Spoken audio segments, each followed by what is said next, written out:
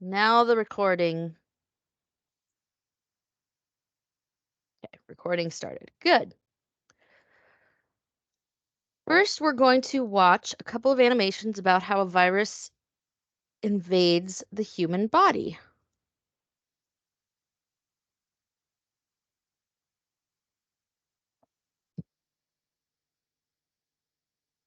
Ooh, there's something down here. Oh, okay. Leslie's back. Misha's here. Excellent. Transcript. Get rid of that. Okay. One more thing. We're doing today's lecture in two parts. The first part is viruses. That's going to take about 60 minutes. And so then we'll do that 60 minutes, then we'll take a break for 10 minutes, and then we'll do classification, which takes about 50 minutes, and then we'll be done. Oh, what's our next animation? Oh, yes. Coronavirus specifically. So that was a virus in general. Viruses invade cells in different ways. So this one is coronavirus specifically.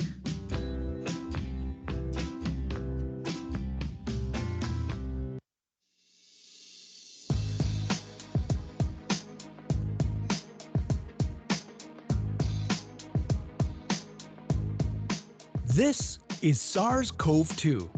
It belongs to the family of coronaviruses named for the crown-like spikes on their surfaces. SARS-CoV-2 can cause COVID-19, a contagious viral infection that attacks primarily your throat and lungs. What actually happens in your body when you contract the coronavirus? What exactly causes your body to develop pneumonia? And how would a vaccine work? The coronavirus must infect living cells in order to reproduce.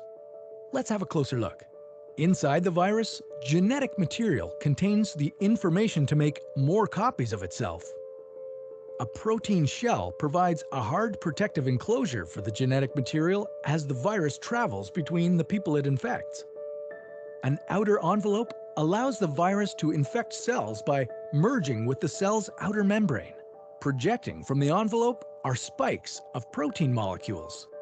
Both a typical influenza virus and the new coronavirus use their spikes like a key to get inside a cell in your body, where it takes over the cell's internal machinery, repurposing it to build the components of new viruses. When an infected person talks, coughs, or sneezes, droplets carrying the virus may land in your mouth or nose and then move into your lungs. Once inside your body, the virus comes in contact with cells in your throat, nose, or lungs. One spike on the virus inserts into a receptor molecule on your healthy cell membrane like a key in a lock. This action allows the virus to get inside your cell. A typical flu virus would travel inside a sac made from your cell membrane to your cell's nucleus that houses all its genetic material. The coronavirus, on the other hand, doesn't need to enter the host cell nucleus. It can directly access parts of the host cell called ribosomes. Ribosomes use genetic information from the virus to make viral proteins, such as the spikes on the virus's surface. A packaging structure in your cell then carries the spikes in vesicles which merge with your cell's outer layer, the cell membrane. All the parts needed to create a new virus gather just beneath your cell's membrane. Then, a new virus begins to bud off from the cell's membrane. Now, with the virus spreading in your body, how can you develop pneumonia symptoms? For this, we'll have to look into your lungs. Each lung has separate sections called lobes. Normally, as you breathe, air moves freely through your trachea or windpipe, then through large tubes called bronchi, through smaller tubes called bronchioles, and finally into tiny sacs called alveoli. Your airways and alveoli are flexible and springy. When you breathe in, each air sac inflates like a small balloon. And when you exhale, the sacs deflate. Small blood vessels called capillaries surround your alveoli. Oxygen from the air you breathe passes into your capillaries, and then carbon dioxide from your body passes out of your capillaries into your alveoli so that your lungs can get rid of it when you exhale. Your airways catch most germs in the mucus that lines your trachea, bronchi, and bronchioles. In a healthy body, hair-like cilia lining the tubes constantly push the mucus and germs out of your airways, where you might expel them by coughing. Normally, cells of your immune system attack viruses and germs that make it past your mucus and cilia and enter your alveoli. However, if your immune system is weakened, like in the case of a coronavirus infection, the virus can overwhelm your immune cells, and your bronchioles and alveoli become inflamed as your immune system attacks the multiplying viruses. The inflammation can cause your alveoli to fill with fluid, making it difficult for your body to get the oxygen it needs. You could develop lobar pneumonia, where one lobe of your lungs is affected, or you could have bronchopneumonia that affects many areas of both lungs. Pneumonia may... All right. Coronavirus. This is a picture, a microscope picture, of the coronavirus itself. It's a false color picture, which means that when you look under a microscope, it's not actually this color. They just took, I don't know what the program is that they use for viruses, but Photoshop or something, and added some color in to make it a prettier picture. First of all, this is not the first coronavirus. There are thousands of pre-existing coronaviruses. The common cold is an example of a coronavirus. SARS and MERS were, okay, just the neighbors. I have some crazy ass neighbors, y'all. SARS and MERS were two viruses, coronaviruses, that caused outbreaks and even pandemics before this one, before COVID. And when we say SARS-CoV-2, that's referring to the virus, and the word COVID-19 refers to the disease that is caused by the virus.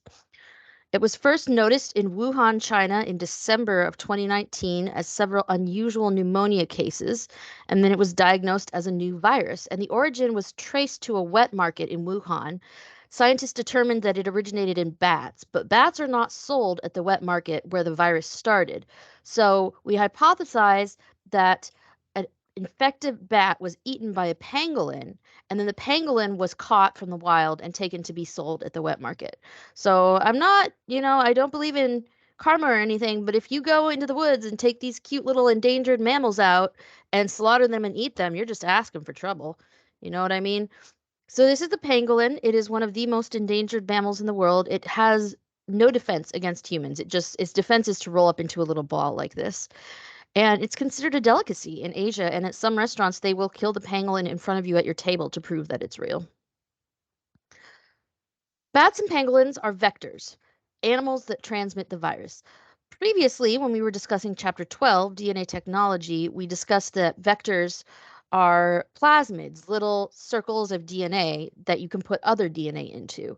And that is the term vector in genetic engineering context. Here, a vector is just an animal that transmits a virus. Mosquitoes transmit malaria and dengue. Livestock, birds transmit the bird flu, all kinds of things. This is a difficult video to watch, but I think it's very important. And it does start to get, we're not going to watch the whole thing because it does start to get into politics later on, but it's pretty important stuff. It was New Year's Eve 2019 when health officials in China admitted they had a problem. Health authorities have activated their most serious response level after an outbreak of a new type of viral pneumonia in central China. A rapidly growing number of people were developing a dry cough and fever before getting pneumonia. And for some, it turned fatal. Doctors have named the disease COVID-19, or Coronavirus Disease 2019, indicating that a type of virus is causing the illness. When they tried to trace its origin, they found a likely source: this food market in Wuhan. Out of the first 41 patients, 27 had been here. It wasn't conclusive evidence, but Chinese officials quickly shut down the market. They had seen this happen before at a place just like this. Health officials are trying to get a grip on an alarming outbreak of SARS. The virus originated in mainland China. Has spread across the country. The disease had been festering for months in southern China. In 2002, a coronavirus had emerged at a very similar market in southern China. It eventually reached 29 countries and killed nearly 800 people. Now, 18 years later, this coronavirus is in at least 71 countries and has already killed over 3,100 people. So what do these markets have to do with the coronavirus outbreak, and why is it happening in China?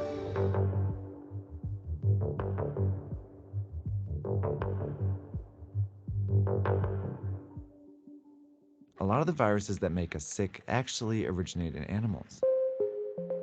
Some of the viruses that cause the flu come from birds and pigs. HIV/AIDS comes from chimpanzees. The deadly Ebola virus likely originates in bats. And in the case of the 2019 coronavirus, there's some evidence it went from a bat to a pangolin before infecting a human. While viruses are very good at jumping between species, it's rare for a deadly one to make this journey all the way to humans. That's because it would need all these hosts to encounter each other at some point. That's where the Wuhan market comes in. It's a wet market. A kind of place where live animals are slaughtered and sold for consumption. It was not a surprise at all, and I think that it was not a surprise to many scientists. Peter Lee is a professor and expert on China's animal trade. The cages stacked above one over another. Animals at the bottom are often soaked with all kinds of liquid, animal excrement, pus, blood, or whatever the liquid they're receiving from the animals above. That's exactly how a virus can jump from one animal to another. If that animal then comes in contact with or is consumed by a human, the virus could potentially infect them. And if the virus then spreads to other humans, it causes an outbreak. Wet markets are scattered all over the world, but the ones in China are particularly well known because they offer a wide variety of animals, including wildlife. This is a sample menu reportedly from the market in Wuhan. These animals are from all over the world, and each one has the potential to carry its own viruses to the market. The reason all these animals are in the same market is because of a decision China's government made decades ago. And that's where we stop. So this is how new human viruses emerge. They exist already in animals, and some of them are already capable of infecting human cells, but just haven't encountered human cells yet, whereas others have to mutate slightly in order to infect human cells. The transfer usually happens when people touch or consume infected raw meat. This right here is the civet cat. That's where the original SARS outbreak came from. Civet cats, interestingly enough, are involved in production of some of the most expensive coffee in the world. We've got this guy here eating some coffee berries and does not digest the berries. They come out in its poop. And then the berries are isolated from the poop and used to make really expensive coffee. Poop coffee, I guess. MERS came from camels. HIV came from chimpanzees originally. So here's our first clicker question. Multiple choice.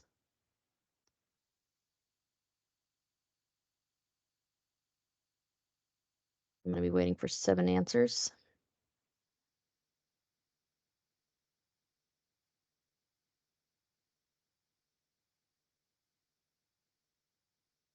Excellent. 100% chose D. That is correct. Well done. Viral diversity. Viruses come in all shapes and sizes. This is where, if we were in the classroom, we would do this web activity, biointeractive.org. You would go there and search Virus Explorer in the search bar and then click Launch Interactive. I want you to do this on your own. Skip the ones that I have written up here. It's due tonight at 11:59. Go ahead and take a screenshot of this page or a picture of it. I don't remember if I included it in the student version, but these are the questions that you can skip.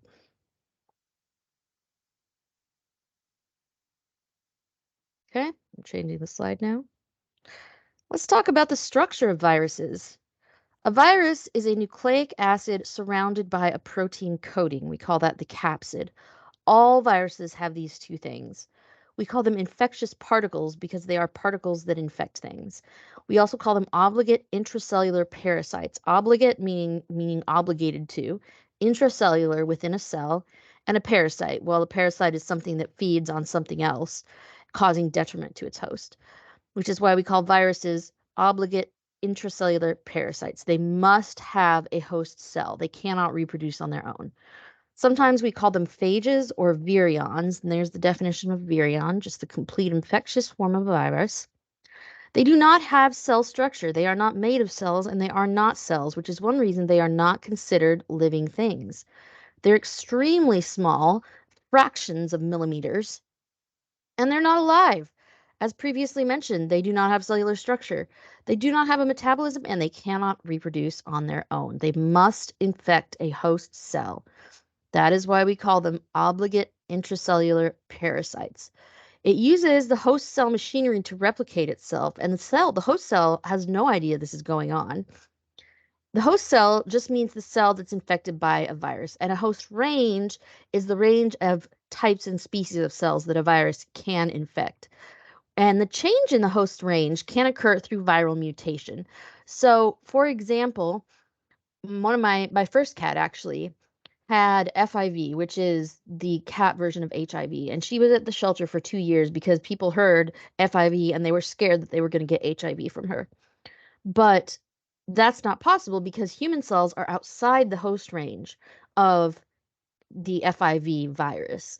Now, it is possible that a FIV virus would mutate to jump to a human host, but the likelihood of that is just absolutely minuscule. So, guess what? I don't have HIV, even though my cat did. Viruses mutate and evolve very quickly. Here's a structure. Now, how do I get rid of this little stripe down here? There we go. Okay. I don't know what I did, but okay. So this is the capsid, this blue part. That's the protein coating. These individual units are capsomeres. And inside the capsid, we have the nucleic acid, which is either going to be DNA or RNA. Then we have these surface antigens. We also call them spike proteins or glycoproteins. They're going to stick out from the envelope if the virus has an envelope, or if it does not have an envelope, they'll stick out from the capsid. Sometimes viruses have an envelope. They all have a nucleic acid surrounded by a protein capsid. Now, because the envelope is a membrane, that means it is a phospholipid bilayer. You might remember chapter 4 throwback. All membranes are made of phospholipid bilayers. Here is our next question.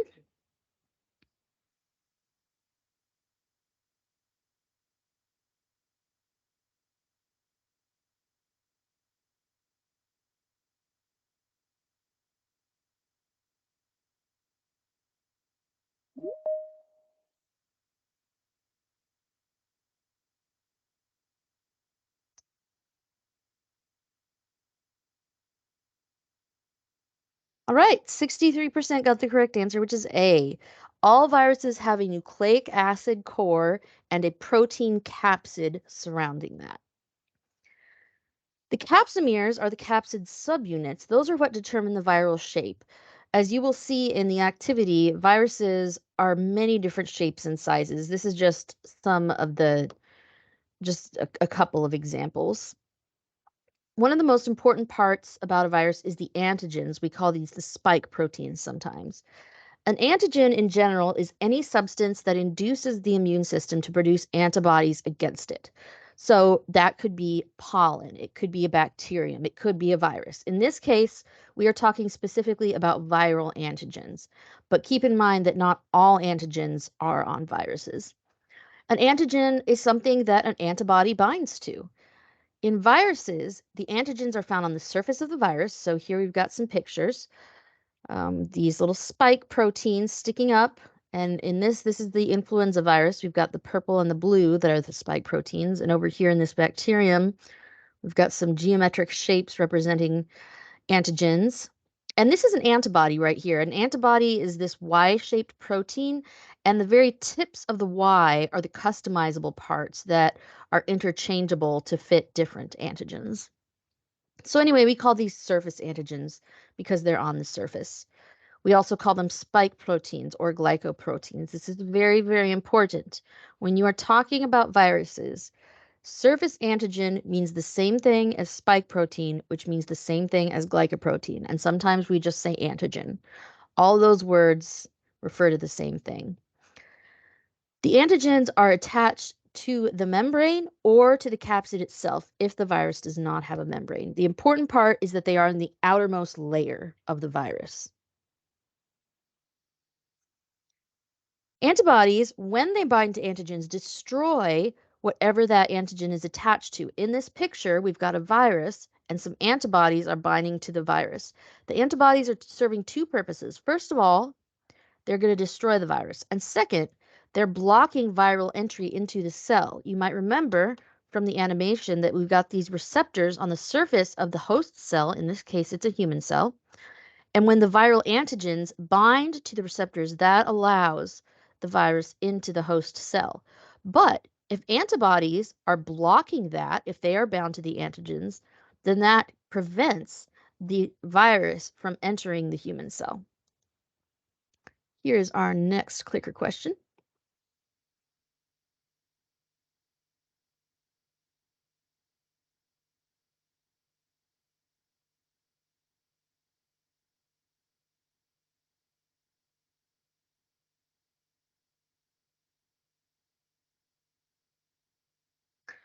Okay, interesting.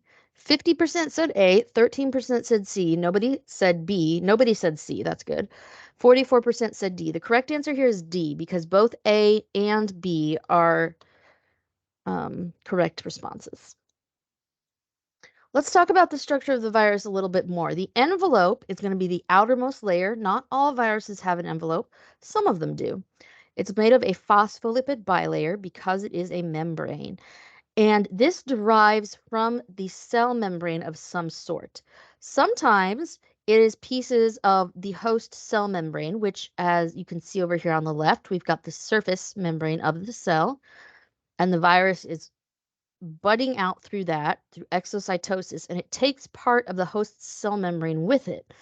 In some cases, this could protect the virus from the host's immune system because the host might see this and be like, oh, that's a membrane of my cell. That's supposed to be here. But the membrane does not always have to come from external surfaces of the cell. There are also membranes inside cells. And in case of the COVID virus gets its membrane from the endoplasmic reticulum and the Golgi body. And then it buds out of the cell that way.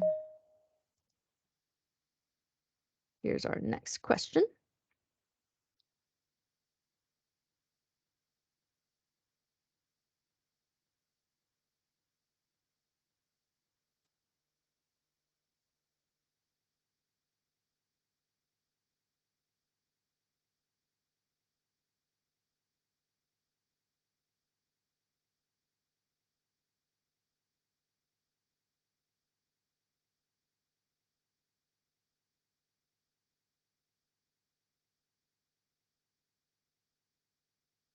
Okay, now this is very interesting. 50% said A, 40% said B, and 10% said C. The correct answer here is B, pieces of membranes from the host cell. But a lot of people answered A, and I would like to know why. This happened in the other class as well, and I was surprised because I don't think I've said the word nucleus at all. Membrane, some viruses have this. Yeah, we've got a picture of a cell here. I guess this blue part is the nucleus, but it has nothing to do with the nucleus. Anyway, moving on.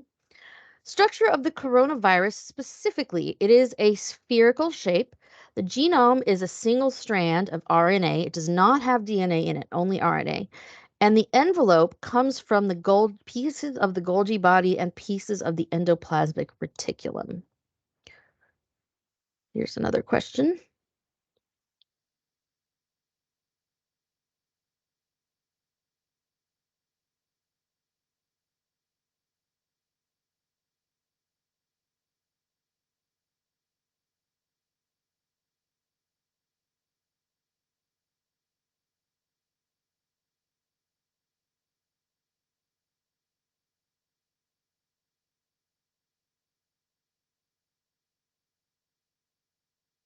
All right, 100% chose B, which is the correct answer. Good job, guys.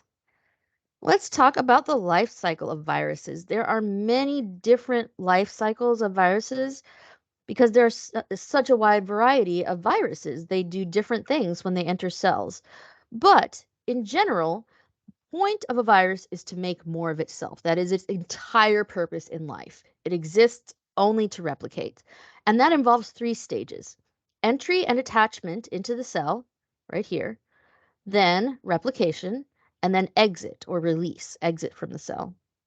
There's a lot of variations, but they all have those 3 general steps. Let's talk about it. The way that a virus gets into a host cell is by attaching to an existing surface receptor on the surface of the host cell. In the case of SARS or SARS-CoV-2, there we go. I keep saying SARS because it's written up there, but anyway, in this case, the viral spike protein binds to an angiotensin converting enzyme 2 receptor, which is just a surface receptor on the surface of human cells. And the spike protein is able to fit that and trigger entry into the cell where it replicates. Viruses differ in how they replicate, but in all cases, they inject their genetic material into the host cell. They're going to hijack the host cell machinery to transcribe and translate and assemble new viruses. And the host cell is doing all this for the virus without even knowing it. It just sees DNA or RNA and it's like, hey, I'll make some proteins. Hey, let me replicate that. Viruses are considered obligate intracellular parasites because they cannot reproduce on their own. Here's our next clicker question.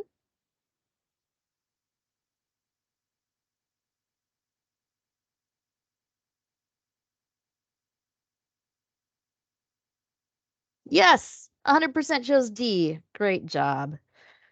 So here's the life cycle of COVID. We enter by using this receptor, and then the virus uncoats its genetic material and injects its genetic material into the cell. Translation happens, transcription happens, more translation, some replication. Basically, we're building the new parts of a virus. And notice that in the case of COVID, the nucleus is not involved at all. Some viruses will inject their genetic material into the nucleus, but COVID doesn't do that. It bypasses the nucleus. We go through the endoplasmic reticulum, which is this little maze of membranes here, then through the Golgi body, the proteins are assembled, and then release happens. That's when the virus exits the cell. Sometimes the stress of viral replication will kill the host cell, but sometimes it will not, and the virus will continue to make more of itself. This is going to show us how the coronavirus replicates.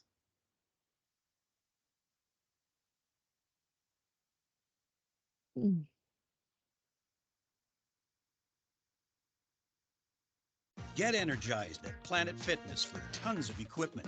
Join today for zero enrollment and then only $10. Come on. Why do you keep doing this to me? There we go.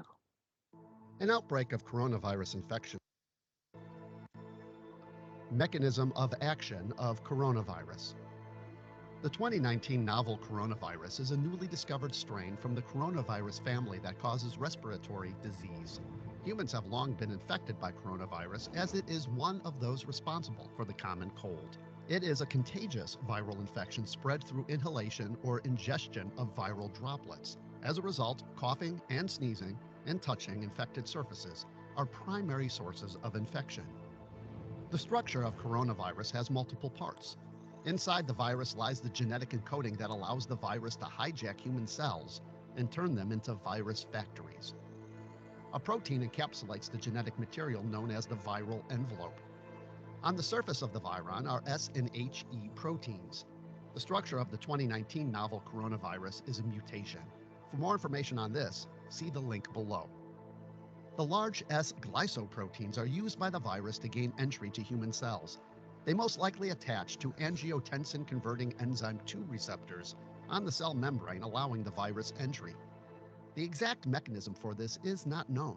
Most likely, as shown here, the human cell ingests the virus in a process known as endocytosis. Once inside the cytoplasm, the endosome opens to reveal the virus's genetic material, a single-stranded RNA. The virus hijacks the cell's machinery to replicate the RNA in N proteins and uses the endoplasmic reticulum to form its M protein outer layer and the all-important S protein.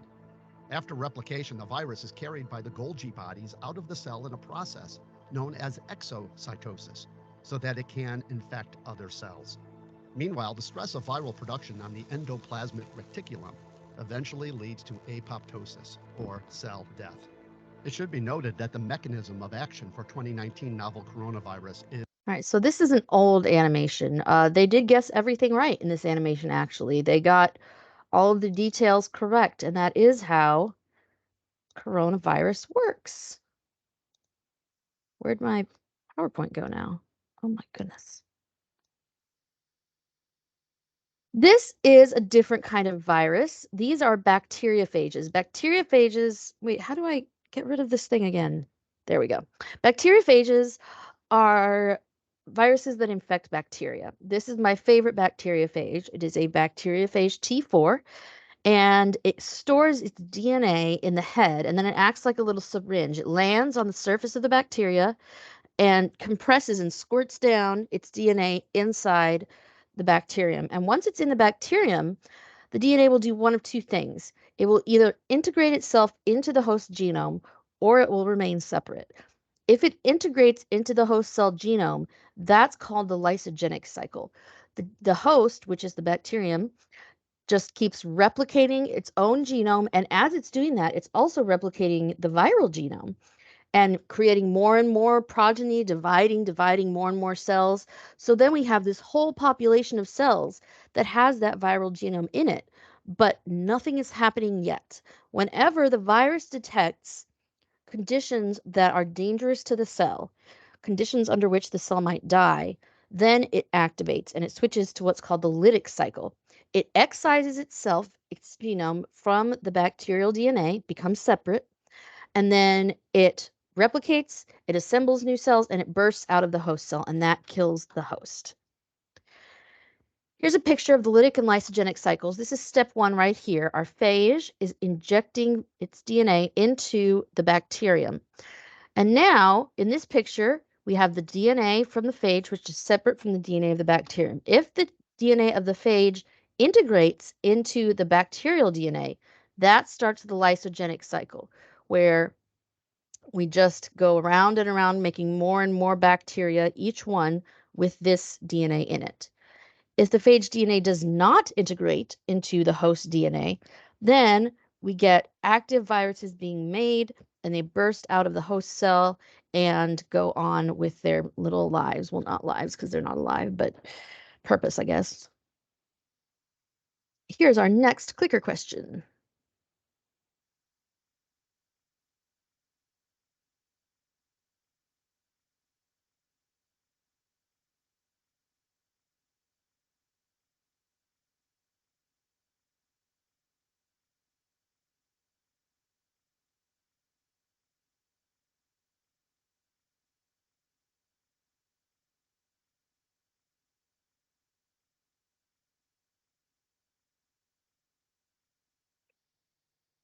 All right, good. 71% chose the correct answer, which is A. In the lytic cycle, the virus kills the cell. Let's talk a little bit about the influenza virus, the flu virus. Here we've got this picture in the background is a microscope picture of what the flu virus looks like. And here in the foreground, we have a computer model of it. So flu viruses have a nucleic acid core like all viruses. In this case, it's RNA. They have an envelope, and they have these spike proteins. They have two kinds of spike proteins. They have the N spike protein, which stands for neuraminidase, and they have the H spike protein, which stands for hemagglutinin. And it is the combination of neuraminidase and hemagglutinin that makes flu viruses different from one another. Flu viruses change every year, which is why you constantly have to get a new flu vaccine. But in order to have the vaccine ready on time for flu season, scientists have to predict how it's going to evolve. So they make 2 or 3 predictions that they think are most likely, and then they make a vaccine against that. And that way the vaccine is ready in time for flu season. And if they have guessed correctly, then the vaccine will work. And if they have not guessed correctly, then the vaccine will not work. This is a picture of an influenza flu A virus. Influenza A viruses are classified by subtypes based on the properties of their H and N surface proteins. H is the blue and N is the purple. There are 18 different HA subtypes and 11 different NA subtypes. Subtypes are named by combining the H and N numbers. For example, H1N1, H3N2. So there's two ways that the flu virus can change itself so fast. The first way is what's called antigenic shift. Remember, antigens are these things on the surface of the virus. Antigenic shift happens when two different strains infect the same cell. Influenza's genome is not a circle. It is a bunch of linear fragments like this. It has a segmented genome. And so, as in this picture, if two different flu viruses infect the same host cell, their genomes can reassort, and recombine into a new virus with a new combination of genes and new spike proteins. This is a sudden change. Antigenic shift causes a sudden change. We also have antigenic drift, which is a gradual change due to a buildup of small mutations in the genes that code for the spike proteins. So here we've got a picture comparing antigenic shift with antigenic drift. In antigenic shift, we have the virus 1 and virus 2. They both infect the same host cell, and a combination comes out. In antigenic drift, we've got one virus. The DNA mutates slowly over time, and eventually it's different enough from the original virus that we have a whole new virus. Speaking of the flu vaccine, let's talk about vaccines. There is no verified evidence that they cause autism. This is just a myth. In 1998, Dr. Andrew Wakefield described 8 children who showed what he considered to be signs of autism 8 days after they took an MMR vaccine, which is a vaccine that everybody has to have. Other scientists were unable to replicate his results. Chapter 1 throwback, all scientific knowledge needs peer review and replication. And he conducted this study without ethical approval from his hospital. You want to know what he did? He paid kids at his son's birthday party for blood samples and then decided that they showed signs of autism. His medical license was revoked, all his degrees were stripped, but it was too late. The misinformation was already out. Another myth about vaccines is that they contain mercury. They used to contain mercury as a preservative, but that has been replaced with a different compound now. So let's learn about vaccines, but first we need to look at how the body responds to a viral infection. Immune cells, which are white blood cells, encounter invaders. These invaders could be bacteria, viruses, anything that's going to induce an immune response. But regardless, all invaders have antigens. These surface proteins are carbohydrates. In this bacterium, the antigens are these little sucker things. The immune cells produce specific antibodies to defend against each antigen they encounter. The shape has to fit perfectly. And this takes a few days for the white blood cells to find the correct combination of DNA segments to make an antibody that will fit the antigen correctly.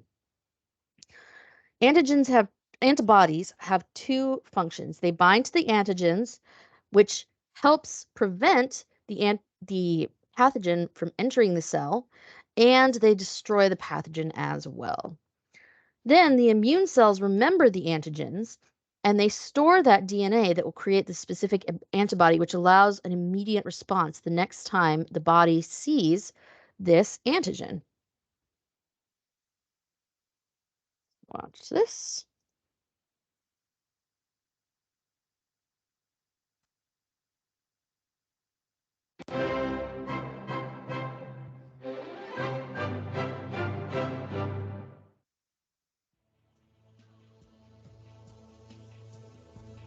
So here we've got the bloodstream. There's some white blood cells and some red blood cells. And a bacterium with antigens.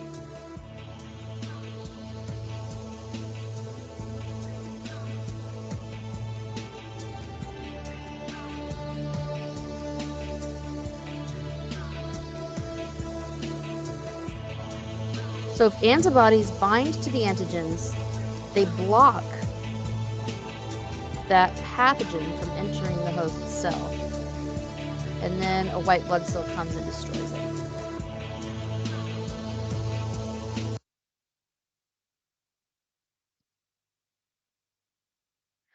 Vaccines introduce a small amount of weak or dead antigen into the body, and that allows the immune cells to encounter the antigen in a safe space, to remember it in a safe quantity, and then they can create and save a DNA template for that necessary antibody, producing an immediate response the next time the body encounters that.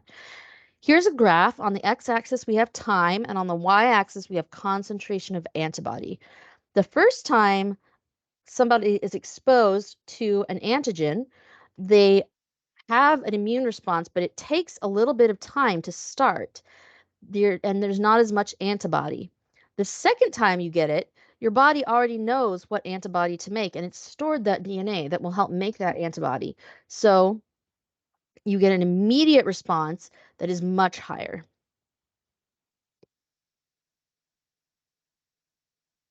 Here's our next clicker question.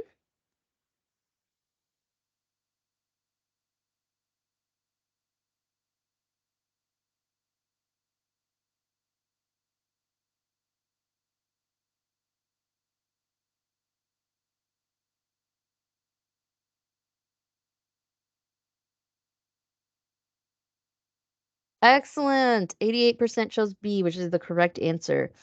A vaccine will not cure you of the virus. If you already have the virus, taking the vaccine will do nothing for you.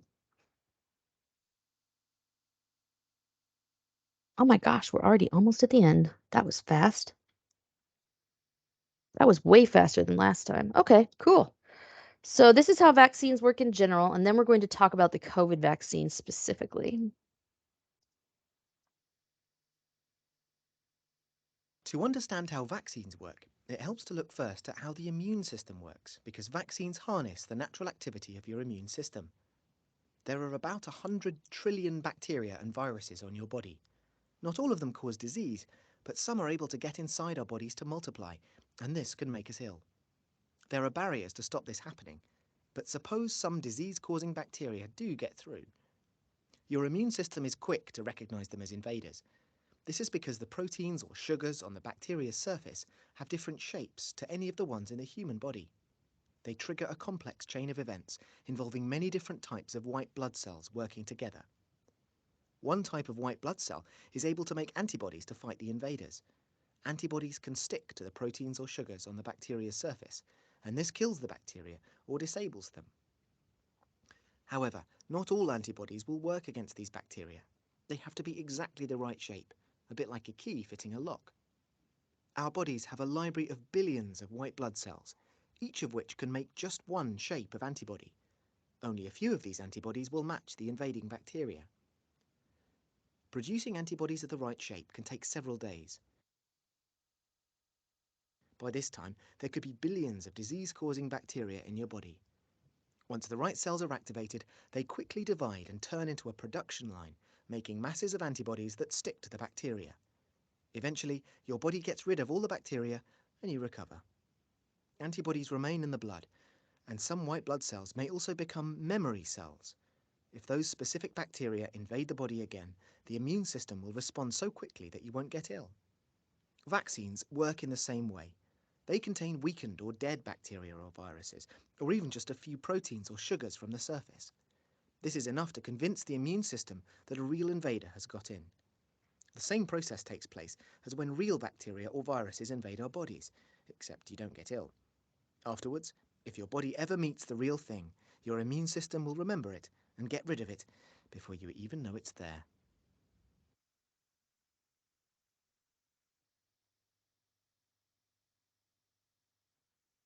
All right. And now the COVID-19 vaccine is a part of a new class of vaccines called mRNA vaccines. They don't contain any part of the virus, only the viral genetic material, which is really interesting to me because whenever I get the virus or a booster or anything, I am out for like a day. I feel like shit just from the viral mRNA. But some people, doesn't affect them at all. My life before L'Oreal Men Expert? I remember. I was a disaster. My life after L'Oreal Men... In March of 1963, Dr. Maurice Hilleman was woken up one night by his 5-year-old daughter. She was complaining of a sore throat, so Hilleman looked her over and determined she had the mumps. Unable to sleep, he was struck with an idea. He swabbed her throat for a sample, drove to the lab, and got to work. 4 years later, his mumps vaccine was approved. It was the fastest a vaccine had ever been developed. Until now. New vaccine against coronavirus. And it's incredible how quickly this vaccine and others have been developed. This was done in record time. This is extraordinary. This is the fastest vaccine development in U.S. history. In 2020, vaccines for COVID-19 have shattered previous records, going from development to approval in a matter of months. That speed was driven by billions of dollars and a global effort. But in some cases, it was also because of a breakthrough in vaccine technology decades in the making. Something that could shrink this timeline going forward and change how we make vaccines altogether.